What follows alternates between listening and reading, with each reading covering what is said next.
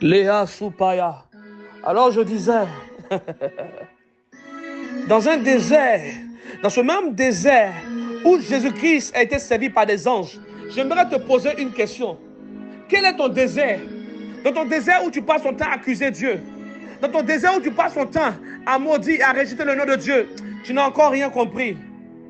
Il y a dans ta famille des gens qui sont morts et qu'ils ont oublié. Et toi, tu veux dire quoi? Tu penses que si on te retire sur cette terre, les gens vont te pleurer pendant 1000 ans? Tu n'as encore rien compris.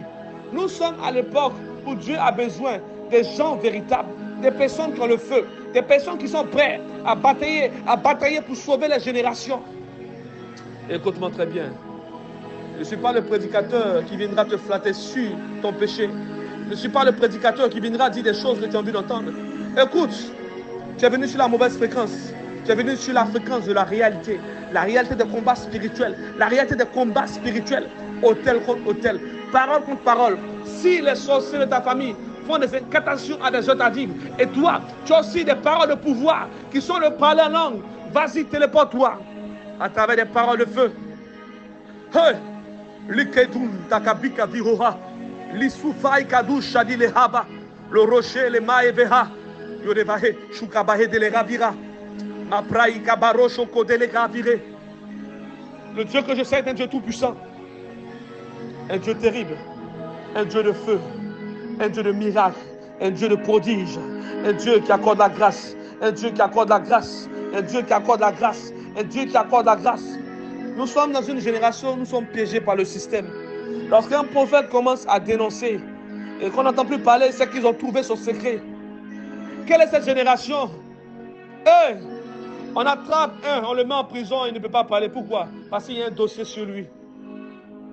Qui peut se lever et dire, je suis un homme intact, un homme qui est intact? Nous avons tous péché. Nous avons tous péché. Et voilà pourquoi je prie, Père, élève dans cette génération des gens qui sont amoureux de toi. Retire l'amour de l'argent. Retire l'amour des compétences. Retire l'amour de la femme. Et que ton amour seul règne dans le cœur. Hey! Père, envoie, Père, c'est mon Dieu, cette génération. Accompagne l'identité que tu as mis en elle, Père, c'est mon Dieu, Père. Et voilà pourquoi, dans le lieu où tu es, dans le désert où tu te trouves, des anges viendront te servir. Alors écoute-moi très bien.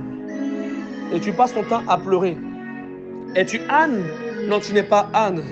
Dans le désert où tu es, la Bible déclare que des anges sont venus servir Jésus-Christ dans le désert. Je t'annonce où tu es, où tu m'écoutes. Dans le désert où tu te trouves, il y a des anges qui n'attendent que ta foi pour se manifester, pour t'accorder le travail, pour t'accorder une maison, pour t'accorder l'onction. Dieu s'appuie sur ta foi pour te bénir. Quelle est ta foi?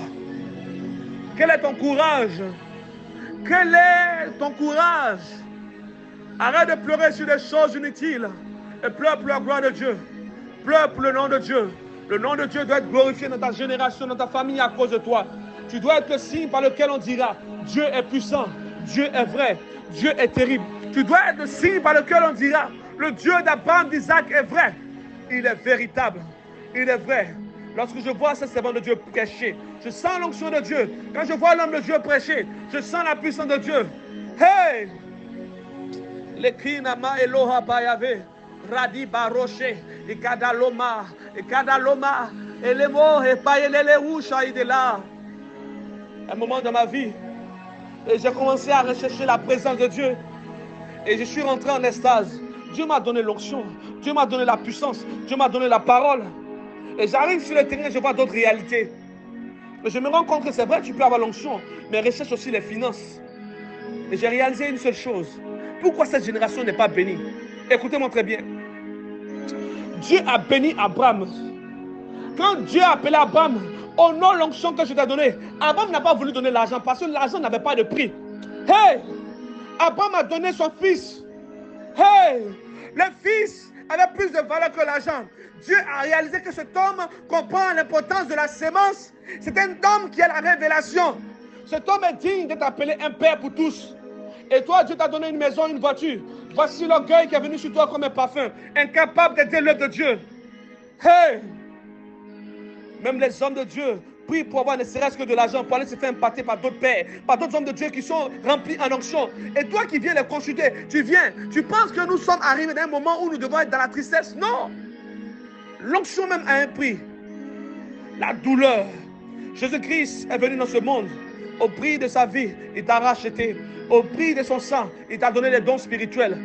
Et toi, tu refuses de payer le prix. Tu dis, homme de Dieu, prie, le ciel va te bénir. Homme de Dieu, prie, le ciel va te bénir. Si cette prière est utile, pourquoi tu ne la fais pas? Pourquoi viens-tu dans la présence de Dieu, recherchant la parole de Dieu à travers ses prophètes, à travers ses serviteurs? Je ne suis pas le prophète qui viendra te flatter. Je suis un homme de Dieu dont la réalité a enseigné. Dans la réalité a enseigné. Le kune kaveloha. Loroha baekema utoneli ave. Liu saitelika iteluhaba. Raikama ekevelo ma machi ebelahuha. Tout ekine le rushadi le ravire. Il est pas Sabaoth. Il est où Shaddai. Il est où Adonai. Mekine ahohaba. O paraba shadalabaya. Il est kabararo shadivere. Kela ramos opai de lemo namayavere. Ikabaraba. Et tu veux connaître le secret des hommes de Dieu. Le secret des hommes de Dieu et l'importance de Dieu dans leur vie. La Bible déclare que lorsque David a commencé à pécher devant Dieu, David avait peur d'aller sur son autel. David allait sur l'autel d'un autre coin de Dieu pour aller faire sa sémence. Et un homme a dit, viens, voici, j'ai des troupeaux. Il dit, laisse. Ce que je dois donner à Dieu doit avoir un prix. Hey, dans la bénédiction, il y a ce qu'on appelle le prix de l'autel. Et toi, tu es là, tu as de beaux discours.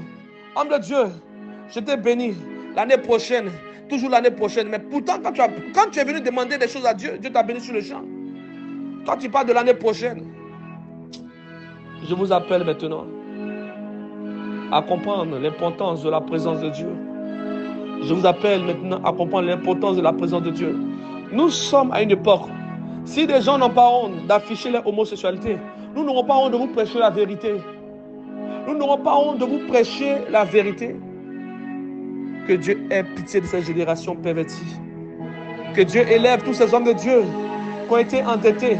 Comme le prophète qui est mort et qui a laissé sa femme. Et sa femme est venue pleurer devant Élisée. Ainsi, nous sommes dans cette génération où nous pouvons aider des personnes qui passent le temps à rire. Des personnes qui viennent faire l'apologie des choses inutiles dans ce monde. Et nous combattons ceux que Dieu a amenés pour apporter le réveil.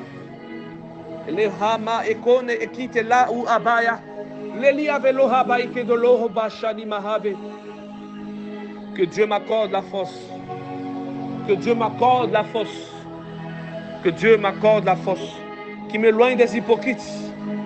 Que Dieu active la grâce. J'appelle, toi qui es la main de Dieu, à combattre pour moi. J'appelle, toi qui portes le nom, la paix, à combattre pour moi. J'appelle, toi qui portes le nom, l'amour de Dieu, à être auprès de moi. J'appelle, toi qui portes le nom, la vérité de Dieu, à rentrer dans le cœur des hommes. J'appelle, toi qui portes le nom, le Dieu qui guérit, à rentrer dans le cœur de toutes ces personnes malades et à les guérir, à les guérir. Et tu es guéri maintenant. Et tu dis, homme de Dieu, pourquoi prêches-tu avec douleur? Un homme de Dieu prêche toujours son expérience. Un homme de Dieu prêche toujours son expérience.